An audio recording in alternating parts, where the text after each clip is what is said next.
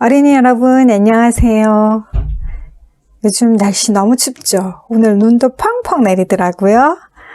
학교에 나왔으면 친구들이랑 함께 내일쯤 눈싸움 할 수 있을 텐데 코로나로 인하여 여러분 학교에 못 나와서 친구도 못 만나고 너무 아쉽지요. 많이 보고 싶어요. 자, 오늘 바디맵을 활용한 논술 노트 4학년 수업에서 마지막 시간입니다. 마지막 시간 63쪽을 하기 전에 선생님이랑 이야기를 좀 나눠볼게요. 자, 여러분들이 1년 중 가장 기다리는 기념일이 뭐 있어요? 1년 중에 가장 기다리는 기념일. 어떤 것들을 가장 기다려요? 네, 일단 생일날 기다려지죠. 생일 기다려질 거고, 또 어떤 날? 어린이날도 왠지 기다려져요. 자, 또 맞아요. 얼마 전에 지났던 크리스마스. 그 다음에 또 이제 곧 다가오게 되죠. 무슨 날이에요? 설날이겠죠. 설날. 자, 이런 날들은 여러분이 왜 은근 기대가 돼요? 바로 선물 아니면 용돈을 받을 수 있는 날이죠. 자, 특히 다가오는 설날.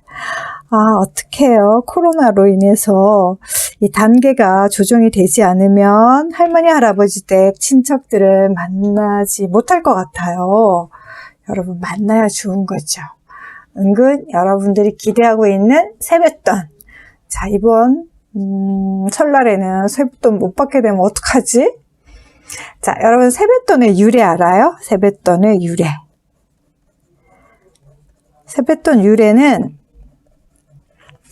이 세뱃돈 풍습은 중국에서 유래됐어요. 홍바오라는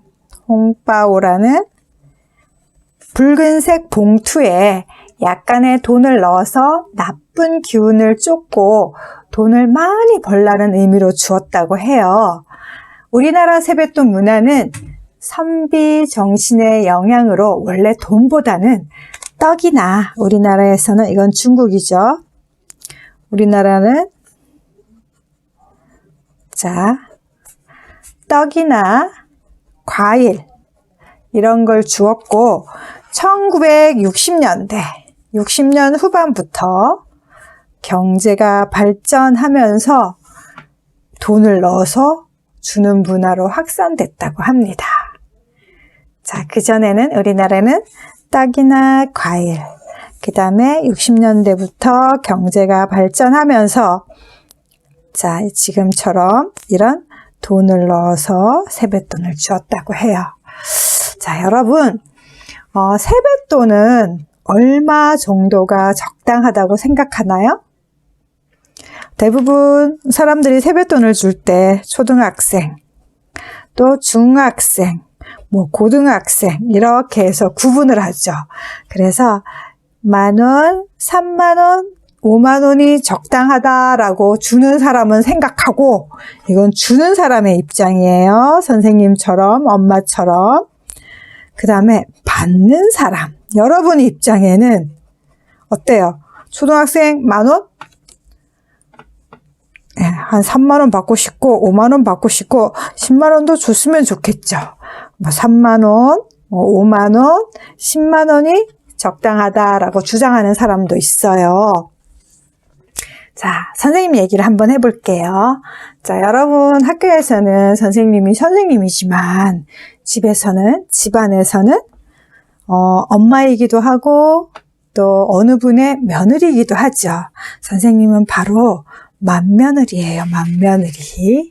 여러분 맏며느리 알아요? 네, 맏며느리예요.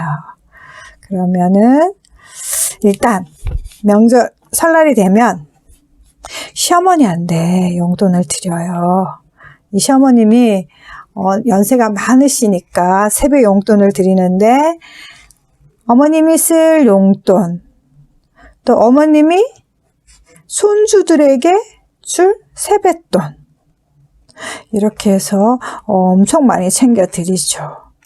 그리고 당일날 세배를 받으면 또 세뱃돈을 줘야 되죠. 아들이 둘이에요. 아들 둘이 다 컸어요. 그래서 5만 원씩 줘요. 2명이면 10만 원이죠. 그 다음에 작은 댁에서 딸이 둘이 와요. 딸. 조카죠. 조카가 둘이에요.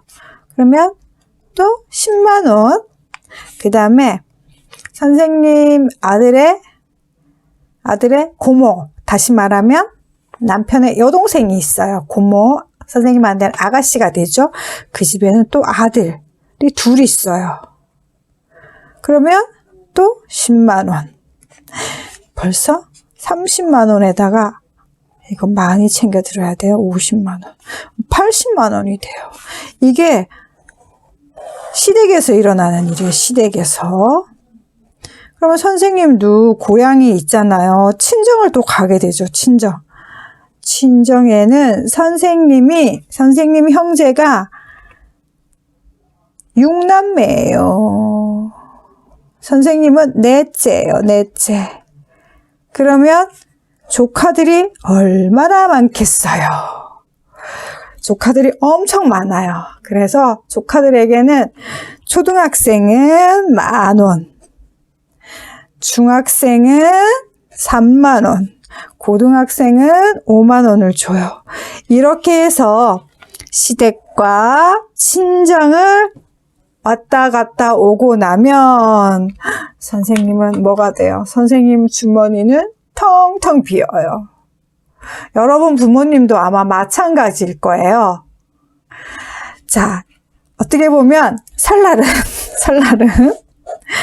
설날은 부모님은 가난해지고 그 다음에 세뱃돈을 받는 아이들은 부자가 되는 그런 날인 것 같아요. 여러분은 세뱃돈을 얼마나 받나요? 또 얼마나 받기를 원하나요? 자, 세뱃돈을 스쿨잼이라는 주식회사에서 초등학생 1,241명, 성인 2,267명 대상으로 해서 세뱃돈이 적당한 세뱃돈의 액수가 얼마인가 했더니 초등학생은 1만 원이 적당하다라고 한 사람이 45%래요. 그런데 이 초등학생들은 어른들이 봤을 때는 이게 성인이에요. 성인은 초등학생들한테는 1만 원이 적당해 하는데 이 초등학생들은 아니야. 우리가 원하는 세뱃돈은 5만 원이 적당해 라고 21.4%가 대답을 했대요. 그리고 2위는 각각 여기는 3만 원, 여기도 3만 원이라고 대답을 했대요. 자, 집집마다 세뱃돈을 얼마를 줘야 된다라는 명확한 기준은 없죠. 명확한 기준은 없지만 상황에 따라서 10,000원 주는 가족도 있고 5,000원 주는 데도 있고 또 3만 원 주는 데도 있죠. 근데 여러분 입장에서는 많이 받으면 많이 받을수록 좋겠지만 그 돈을 어떻게 쓰느냐 그거 중요하지 않을까요? 자, 갑작스럽게 생긴 돈을 충동적으로 사용하지 않고 효율적으로 관리해야 되지 않을까 해서 오늘의 주제는 바로 세뱃돈입니다. 세뱃돈. 오늘의 주제는 세뱃돈. 자, 선생님이 돈 얘기를 하더니 결국은 세뱃돈으로 가는 겁니다. 자, 여러분 교과서 교재 63쪽 있죠. 63쪽 한번 펴볼까요? 63쪽에 보면 바디맵으로 쓰는 논술하고 주어진 논제에 대하여 바디맵에 정리하여 봅시다. 이랬어요. 그래서 오늘 선생님이 여러분하고 함께 이 바디맵을 정리해보는 시간을 가질 텐데요. 오늘의 주제는 바로 세뱃돈을 효율적으로 관리하기, 또 올바르게 사용하기. 주제는 세뱃돈이야, 세뱃돈. 효율적으로 관리하기. 요거에 대해서 바디맵으로 한번 정리를 해보는 시간을 갖도록 하겠습니다. 자, 요게 바로 논술을 쓸 수 있는 바디맵이죠. 바디맵. 서론을 위한 페이스맵, 본론을 위한 트렁크맵, 그 다음에 결론을 위한 레그맵. 요거 세 개를 지금까지는 따로따로 배웠지만 오늘은 이렇게 합체해서 한번 해보도록 할게요. 자, 오늘의 주제는 뭐라고 그랬어요? 세뱃돈을 효율적으로 사용하자. 다시 말하면 쉬운 말로 세뱃돈을 올바르게 사용하자.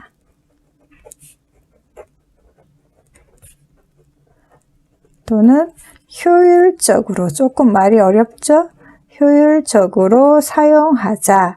이렇게 주제를 잡을게요. 자, 그리고 하나하나 한번 서론부터 한번 나가면, 여러분 서론은 뭐라 그랬어요? 자, 눈으로 어떤 문제 상황을 보고 또 귀로 들어보고 코로 판단을 해보죠. 그리고 어떤 문제가 있다, 문제를 제기하고 그 문제에 대해서 해결안으로 나는 이렇게 생각한다 주장을 하고, 이 주장을 위해서 나는 본론에서 뭐와 뭐에 대해서 알아보겠다. 그 다음에 안내예요. 뭐를 먼저 알아보고 그 다음에 이어서 뭐를 알아보겠다. 이게 바로 서론이에요. 그러면 내가 뭔가를 주장하면 누군가는 왜? 라고 얘기를 하겠죠. 왜 효율적으로 사용해야 하는지 이유를 쓰고, 그 다음에 그럼 어떻게 해? 효율적으로 사용하려면 어떻게 해야 된다? 방법에 대해서 이야기를 하겠죠. 그리고 난 다음에 여기서 다시 한번 세뱃돈을 올바르게 사용하자라고 주장을 다시 한번 강조를 해요. 그리고 내 말을 잘 들으면 서론에서 본론에서처럼 요렇게 해서 요런 문제가 있고 이걸 해결하기 위해서는 이렇게 해야 되니 이런 말을 잘 듣게 되면 우리 사회가 혹은 미래가 어떻게 된다라는 것을 전망을 제시하고, 이렇게 되기 위해서 세뱃돈을 어떻게 사용하도록 해야 한다. 그리고 이런 마음가짐을 갖고 꼭 실천할 수 있도록 노력하자. 이렇게 정리하면 바로 논술이 완성된다고 했습니다. 자, 그럼 서론부터 하나하나 살펴보겠습니다. 자, 제일 먼저 문제 상황이어야 되죠. 문제 상황은 뭐예요? 아까 얘기를 했죠. 어떤 스쿨잼이라는 주식회사 스쿨잼이라는 데서 초등학생 대상으로 초등학생 1241명, 성인 2267명 대상으로 설문조사를 했대요. 어떤 설문조사를 했어요? 아이들이 초등학생한테 알맞은 세뱃돈의 액수, 초등학생 세뱃돈 액수,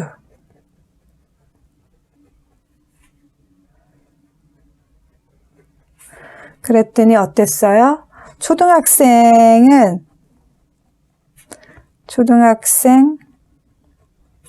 21.4%가 5만 원을 적당하다라고 대답을 했고, 성인 45%가 1만 원이 적당하다라고 얘기를 했대요.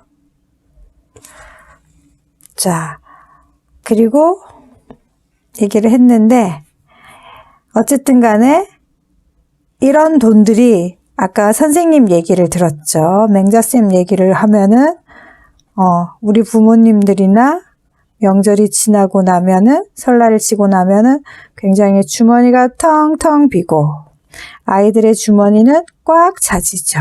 예. 우리는 텅텅 비고 어린이들은 주머니가 꽉꽉 차집니다. 자, 이렇게 주머니가 꽉꽉 차졌는데 대부분 어린이들은 사실은 별 노력 없이 용돈을 갑자기 늘어나게 됐죠. 용돈이 갑자기 늘어나게 되면서 이걸 흐지부지 쓰는 친구들이 많아요. 네, 흐지부지 쓰는 친구들이 많다. 쓰는 경향이 있어요.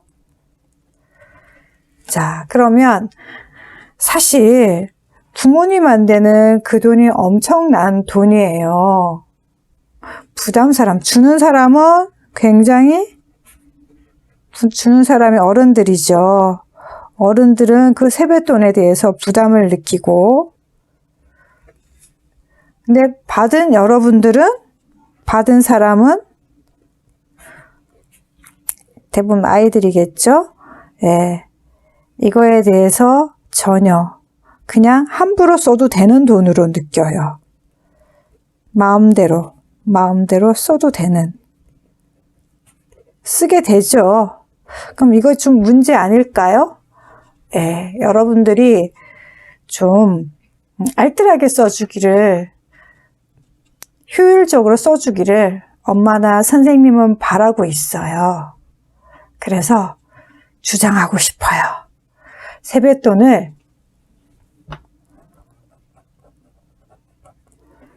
효율적으로 관리하자.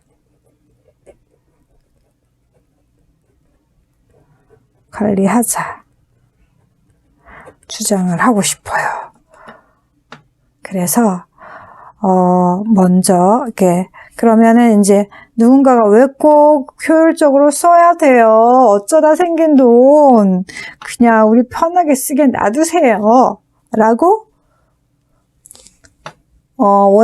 그런 의견을 내세우는 친구들도 있겠죠. 그래서 저는 그런 친구들에게 먼저 세뱃돈의 의미 내지 가치를 먼저 얘기를 하고, 이거에 대해서 알아보고 효율적으로 쓰는 방법에 대해서 얘기를 하면서 설득을 하려고 해요.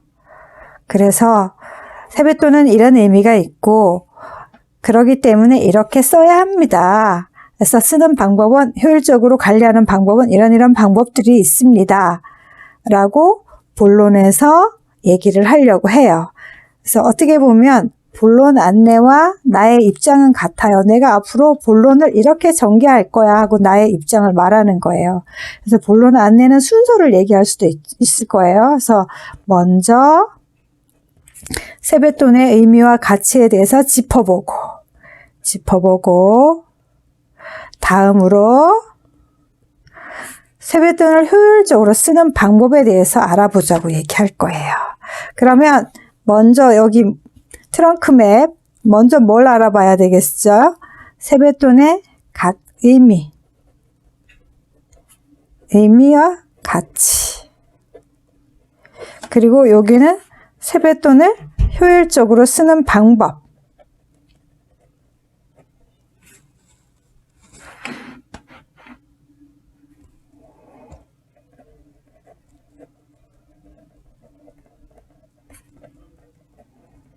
쓰는 방법에 대해서 알아보면 되겠죠. 자, 공간 구성을 선생님 좀 잘 못하고 있네요. 미안해요. 요까지 한번 정리해 볼까요?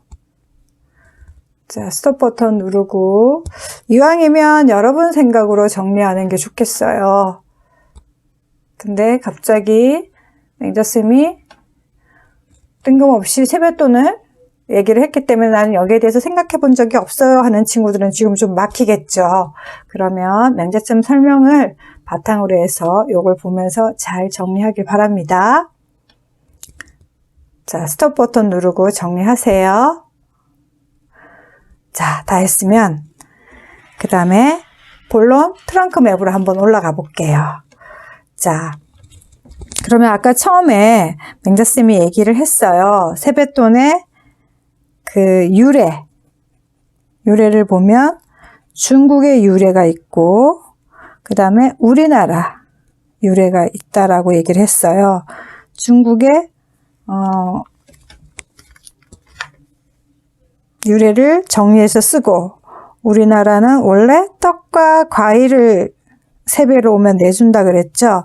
그러다 1960년대부터 경제가 발전하면서부터 어땠어요? 자, 돈을, 화폐를 봉투에 넣어서 또는 그 자리에서 직접 돈을 주는 문화로 바뀌었다 그랬어요. 이게 바로 의미와 유래. 그리고 이 안에 들어있는 이건 유래이면서, 자, 어쨌든 이 돈을 줄 때는 여러분들한테 대부분 어른들이 뭐라고 얘기해요? 학용품을 사는데 혹은 책을 사는데 써라 라고 말씀을 하세요. 그러니까 여러분들이 공부하는데 도움이 되는, 성장하는데 꼭 도움이 되는 그쪽으로 지출을 했으면 좋겠다라는, 여러분의 성장을 바르게 커라라는 바른 성장을 응원하는 거죠. 바른 성장을 응원하는 의미가 담겨 있어요. 자, 이런 돈을 효율적으로 쓰기 위해서는 어떻게 해야 될까요? 선생님한테는 아들이 둘 있다 그랬죠. 근데 선생님이 어렸을 때, 그 아이들이 어렸을 때 엄마가 돈이 너무 많으니까, 갑자기 아이가 감당할 수 있는 용돈이 아니니까, 액수가 많으니까 엄마가 보관해 줄게. 그리고는 선생님이 다 썼어요. 여러분 엄마 중에서도 그런 분 계시죠? 아, 선생님 우리 엄마랑 똑같아. 난 더 이상 엄마한테 돈 안 맡길래. 그러더니 착한 아들들이 중학교 가고 5학년, 6학년 되면서 선생님한테 더 이상 맡기지를 않았어요.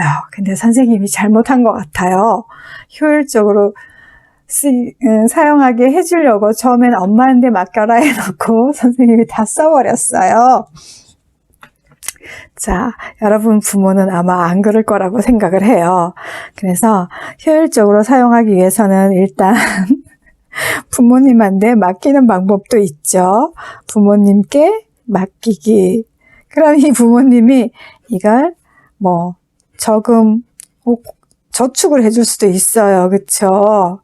또 어느 그 업체에서 보니까 주식을 사라고 권하기도 하더라고요. 예, 이런 방법도 있고, 여러분이 직접 통장을 만들어서 이렇게 크게 들어오는 그런 용돈이 생길 때마다 저축을 해주면, 이 다음에 이게 여러분이 대학생이 되거나 혹 대학교를 졸업하고 여러분이 뭔가를 할 때 목돈이 되겠죠. 목돈. 그 다음에 또 한 가지는 뭐가 있을까요? 요즘 힘든 사람 되게 많죠. 근데 우리 집이 좀 넉넉하다면 어려운 이웃을 위해서 기부를 해도 되고, 그 다음에 또 다른 나라의 친구들, 아프리카 이런데 물이 없어서 또 먹을 게 없어서 영양실조 걸리는 친구들도 많죠. 네, 그럴 때마다 용돈이 생겼을 때마다 의미 있게 기부를 해도 되고, 또는 나는 그동안 엄마 아빠께 부담을 드리기 싫어서 용돈을 거의 다 쓰지 않았다. 그런 친구들은 하고 싶은 거 많을 거 아니에요. 또 사고 싶은 거, 평소에 못했던 거, 사고 싶은 것, 평소에 그 용돈을 받지 않고 부모님께 부담을 드리지 않고 살았던 친구들은 사고 싶은 거 사도 좋겠죠. 그러면 이것도 다 굉장히 효율적으로 의미 있게 쓰는 일이라고 생각이 되어져요.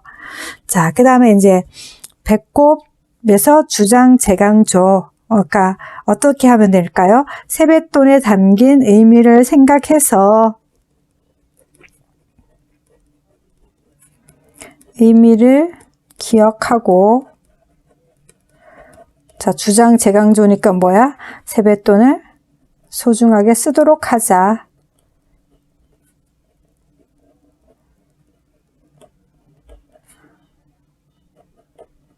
사용하자. 자, 선생님 여기서는 효율적으로 관리하지 않고 여기서는 또 소중하게 사용하자. 주장 재강조잖아요. 이 말이랑 이 말이 거의 같죠. 근데 똑같은 말을 반복하는 것보다 이렇게 살짝 말을 좀 바꿔주는 것도 좋아요. 자, 다시 한번 주장 재강조를 하고 그 다음에 소론, 본론, 요약 및 주장 재강조. 요것만 해도 끝나도 되고요. 요거 대신에 서론, 본론, 요약을 하고 주장을 재강조 들어가도 좋아요. 그러니까 요걸 하거나 혹은 요걸 하거나 같은 거예요. 조금 더 자세히 알아보면 서론, 본론 하면은 아까 서론에서 있었던 이야기 중에 마음에 드는 거 한 가지 가져오면 돼요. 세뱃돈은 주는 사람에게는 부담이 되고 부담이 되는 큰 돈이다. 큰 돈이다. 그 다음에 세뱃돈의 가치를 생각해서 세뱃돈의 가치와 의미는 주는 사람이 갖고 있는 의미죠. 바르게 공부하는 데 써라 생각해서 바르게 사용하도록 하자. 효율적으로 사용하도록 하자. 또는 소중하게 사용하도록 하자. 이렇게 하고 그래? 그러면 효율적으로 사용하면 뭐가 좋은지 전망을 쓸 수가 있죠. 돈을 가치 있게 쓸 수 있을 거고 뭐 기부를 하든 저축을 하든 가치 있게 쓰게 되고 또 저축을 하면은 목돈 마련을 해서 여러분이 대학을 졸업하고 유학 갈 때 또 도움이 되겠죠.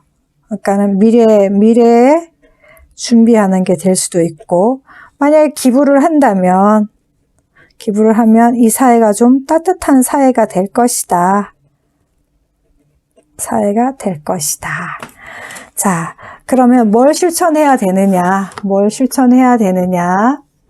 아이고, 잠깐만, 이거 좀 당길게요.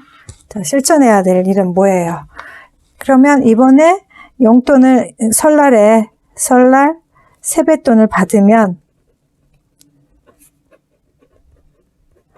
꼭 계획을 세워야 되겠죠. 어떻게 쓸 것인가? 사용 계획을 세워야 돼요. 사용 계획을 세워서 이때 사용 계획 세울 때 맹자쌤처럼 내가 맡아줄게 하고 다 쓰는 엄마가 아닐 거예요. 여러분 엄마는 꼭 부모님과 함께 한번 계획을 세워보세요. 그러면 많은 도움을 주실 거예요. 부모님들은 큰 돈을 어떻게 사용하는 게 효율적인지 잘 아세요. 함께 꼭 계획을 세우도록 하고 그 다음에 지금 올해 처음 받는 용돈이 목돈이 되지는 않아요. 당장은 안 돼요. 그러나 천리길도 한 걸음부터라고 이번에 시작을 해놓으면 언젠가는 뭐가 될 거예요? 목돈이 되겠죠. 그 다음에 또 다른 속담이 떠오르는 거 있죠. 뭐예요? 네, 티끌 모아 태산. 아마 티끌보다는 클 거예요. 자, 여러분이 그 첫 번째 세뱃돈을 나중에 모아서 대학교 졸업할 때 보면은 엄청난 목돈이 될 거예요. 자, 이런 마음 또는 여러분이 기부를 할 때도 여러분 하나의 힘은 별로 올해 하나의 힘은 별로 아니지만 여러분 모두가 모이면 태산이 될 수 있고 나의 일회성 도움이 계속 누적되다 보면 여러분 평생 살아갈 때 누적되다 보면 1년에 세뱃돈 한 번 받으니까 60년을 살면 60번 할 수가 있겠죠. 그러면 보다 많은 사람들에게 따뜻함을 전할 수가 있어요. 그래서 어떤 마음가짐을 갖자? 천리길도 한 걸음부터라는 마음가짐, 티끌 모아 태산이란 이런 마음가짐으로 어떤 목돈이든 기부든 해서 함부로 쓰지 않고 가치 있게 쓰자라는 마음가짐을 갖자. 이렇게 정리할 수가 있겠어요. 자, 한번 정리해 볼까요, 여러분? 잘 보이나요?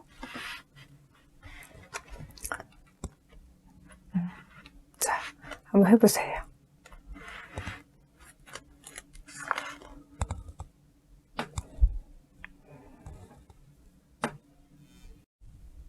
다 정리했죠? 자, 이렇게 해서 이 맵을 바탕으로 이제 우리가 한 장 넘기면 여기에다가 논술을 쓰는 거예요. 자, 지금까지는 계속 선생님이 뭔가 맵에 정리하고 선생님이 쓰는 걸 여러분들이 지켜봤죠. 그런데 백문이 불여일견이라고 이번에는 여러분이 직접 한번 써봤으면 좋겠어요. 자, 쓸 때는 일단 여기 있는 걸 가지고 순서 상관없이 여러분들이 잘 엮어서 이어주는 말 잘 써서 서론을 쓰죠. 서론을 만드는데 서론은 뭐예요? 일단 서론에서는 뭐 하라 그랬죠? 문제 상황을 드러내고 이 문제 상황에 뭐가 문제인지 문제점을 얘기하고 문제를 제기해요. 그 다음에 이 문제에 대해서 나는 어떻게 생각한다. 나의 주장을 해요. 그럼 누군가가 내 주장을 하면 본론에서 왜? 라고 묻잖아요. 그럼 왜에 대해서 세뱃돈의 의미에 대해서 얘기하고 이건 유래를 통해서 의미를 얘기하면 되겠죠. 그 다음에 유래와 의미 각각 해도 되고 같이 묶어서 해도 되고요. 그래, 그런 의미가 있구나. 그러면 효율적으로 쓰기 위해서는 어떻게 해야 돼? how, 방법에 대해서 나오죠. 그러면 여러 가지 방법이 있다는 거죠. 저축하는 방법, 뭐 기부하는 방법, 또는 그동안 못 샀던 거, 사고 싶은 거, 뭐 이때 필요했던 거, 꼭 필요했는데 못 샀던 거, 이런 거 준비하는 걸로 쓰면 된다. 뭐 이렇게 쓰고, 그 다음에 결론에서는 어떻게 해요? 서론하고 본론을 요약해서 다시 주장을 한번 강조를 하죠. 강조를 하고, 그래, 그렇구나. 네 말 들어보니까 그렇게 해야 되겠구나 라고 생각하면, 그래, 그럼 네 말대로 하면, 내 말 잘 들으면 뭐가 좋아? 이게 전망을 제시하죠. 돈을 좀 아껴 쓸 수 있는, 소중하게 쓸 수 있는 그런 사람이 될 수 있고, 기부를 했다면 이 사회가 따뜻해질 것이고, 저축을 했다면 나중에 목돈을 받게 될 것이다. 목돈에 대해서 전망을 제시할 수도 있고, 기부로 인한 따뜻한 이웃, 따뜻한 사회가 될 수 있다. 그러려면 우리가 뭘 실천해야 되니? 바로 이번 설날에 세뱃돈을 받게 되면 계획을 세우는 거죠. 이때 누구를 참여시키는 게 좋다? 부모님을 참여시키면 부모님은 돈 관리를 좀 잘하시는 분이니까 그래, 저축을 하자, 또는 우리 기부를 하자, 또는 너 그동안 뭐 갖고 싶었는데 못 가졌으니까 이번 기회에 그걸 사라, 이렇게 나올 수가 있죠. 그리고 이때 가졌던 마음가짐을 뭐였어요? 만약에 목돈이라면 목돈으로 하기로 전망을 제시를 했다면은, 또는 설날에 계획을 목돈으로 하는 걸로 정했다면은 어때요? 어떤 속담이 생각나요? 천리길도 한 걸음부터라는 것처럼 이제 내가 시작을 했다. 이런 거에서 이거에 대해서 내가 어떤 마음가짐, 자, 내가 이제 한 걸음 시작을 했으니까 앞으로 나는 매년 모아서 어떻게 할 거야 라는 마음을 다짐을 하게 하고, 또는 티끌 모아 채상, 오늘 내가 한 돈이 얼마 되지 않지만 이것을 모으고 모아서 내가 어떻게 태산을 만들듯이 목돈을 꼭 만들 거야, 이런 마음가짐을 가지는 걸로 정리를 하면 되겠습니다. 자, 여러분 여러분 한번 써보세요. 써보시고요. 요거는 여러분이 이제 지금 2.5단계여가지고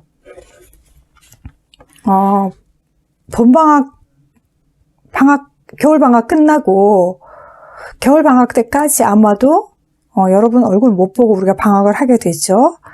학교에 안 나오고, 그 다음에 2주 동안 겨울방학 끝나고 2월에 한 2주 학교에 나오는데, 그때 상황이 좋아져서 학교에 올 수도 있고, 또 지금처럼 온라인으로 대신 할 수도 있어요. 그리고 내년 3월에는 아마 적어도 우리 서로 만나지 않을까요? 요거 완성해서 언제든 3월이든 3월에 완성해도 좋고요. 2월에 완성해도 좋고요. 학교 오는 날 요거 완성해서 교장실에 가지고 오면 교장 선생님이 맛있는 사탕 선물로 줄게요.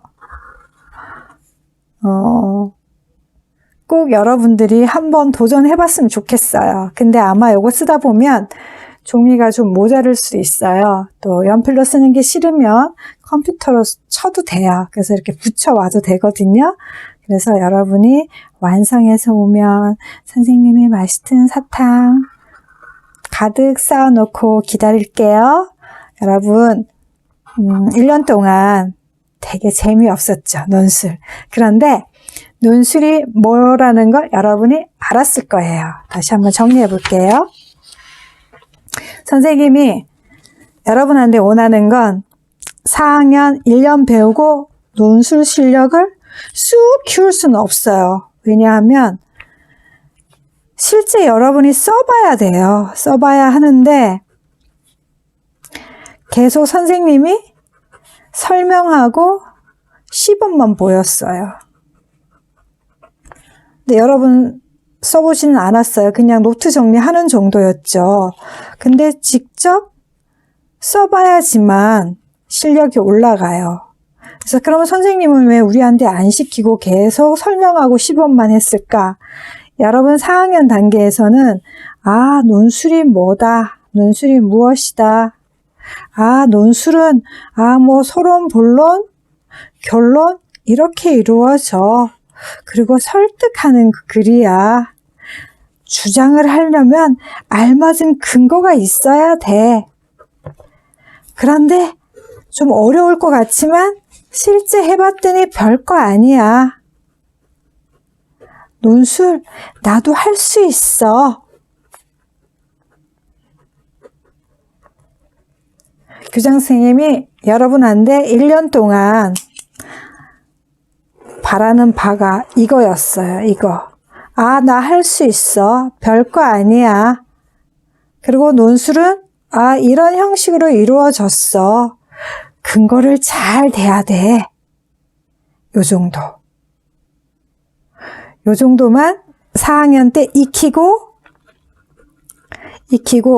5학년에 가면 여러분들이 이제 주장하는 글 배울 때 뭔가가 좀 다르게 느껴져요. 그리고 5학년 논술 시간에, 토론 시간에 여러분들이 논술이 뭔지는 알기 때문에 그전과 다르게 글이 조금 쓰여질 수 있고 토론도 굉장히 근거를 잘 잡아서 얘기를 할 수가 있게 돼요. 그러다가 5학년 2학기에 2학기 100일장에 논술 쓰죠? 100일장에 논술 쓸 때 여러분 실력이 조금씩 나오기 시작해요. 그리고 분명히 잘 써질 거예요. 그래서 선생님이 1년 동안 여러분한테 목표했던, 주고 싶었던 메시지는 바로 이거였다는 것. 여러분 이 목표에 다 도달했죠? 제가 볼 때 다 도달했어요. 수고 많았어요, 여러분. 5학년 때 분명히 여러분 실력이 자기도 모르게 쑥쑥쑥 늘어날 거예요. 그리고 또 한 가지. 맹자쌤이랑 좀 친했으면 좋겠어요. 5학년이 되지만 어느 날 내가 어떤 문제 상황을 보고 진짜 심각하네. 이건 이렇게 해야 해. 왜냐하면 이런 이유 때문이야. 그럼 그렇게 하기 위해서는 어떻게 해야 돼? 이렇게 해야 돼. 그러니까 우리 모두 이거를 이루어서 이런 미래를 만들어. 청사진이죠. 그래서 이렇게 실천하자. 이런 마음을 꼭 갖고 생활하도록 하자. 이런 글을 쓰고 싶을 때 딱 완성해서 교장실을 똑똑 문을 두드리고 찾아와 주시면 선생님이 첨삭해 줄 거예요. 첨삭해주고 마구마구 칭찬해주고 마구마구 친한 척 해줄게요. 진짜 친해져요. 기억력이 바뀌었어. 친한 척 해줄게요. 실제로 친해질 거예요. 그리고 여러분이 중학생이 되든 고등학생이 되든 논술과 관련해서 고민이 있을 때마다 도와줄 거예요. 누구한테? 이렇게 수시로 혹은 1년에 두세 번 똑똑 글을 써가지고 맹자쌤한테 오는 친구에 한해서 자, 2021년 교장실 문 소리가 똑똑 노크 소리가 매일매일 울려나기를 바랄게요. 여러분 1년 동안 고생 많았어요. 열심히 잘 들어주고 또 바디맵 논술 노트 정리 잘해줘서 너무 고맙고요. 정리하려는데 또 한 가지 있다. 맹자쌤한테는 이거 되게 교장실에 이거 붙어있네. 이 책이 엄청 많아요. 그 다음에 영상은 유튜브에 다 올라와 있죠. 저는 1년 동안 뭔지 모르고 했는데 지금 이만큼 했더니 뭔가 한 번 더 해보고 싶어요. 그러면 이거 줄게요.